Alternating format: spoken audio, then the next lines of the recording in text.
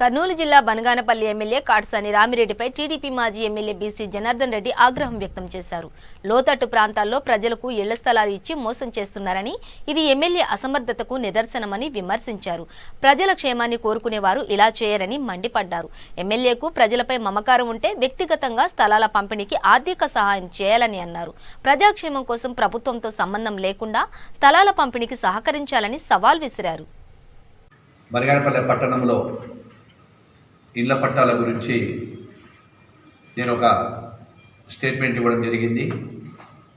ఆ స్టేట్మెంట్లో ఏదైతే పేద ప్రజలకు పట్టాలు ఇవ్వాలని ప్రభుత్వం నిశ్చయించిందో ఆ పట్టాలన్నింటినీ కూడా లోతట్టు ప్రాంతంలో ఇవ్వడం వల్ల అనేకమైన ఇబ్బందులు ఉన్నాయి.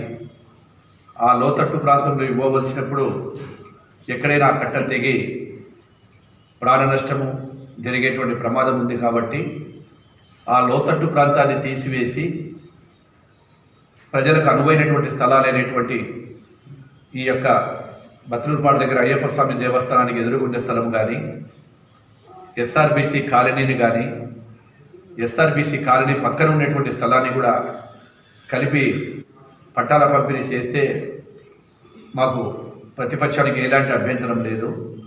ఆ యొక్క పట్టాలను కూడా ఈ స్థానిక శాసనసభ్యుడు వెంటనే లోతట్టు ప్రాంతంలో ఉన్నటువంటి అన్నిటిని కూడా క్యాన్సిల్ చేయించి అధికారికంగా ఒక ఆర్డీఓతో కానీ కలెక్టర్తో కానీ ఆ యొక్క దానికి సంబంధించినటువంటి స్టేట్మెంట్ ఇప్పించాలని చెప్పి అధికారికంగా చెప్పడం జరిగింది. నేను ఛాలెంజ్ వేయడం జరిగింది కొన్ని విషయాలు.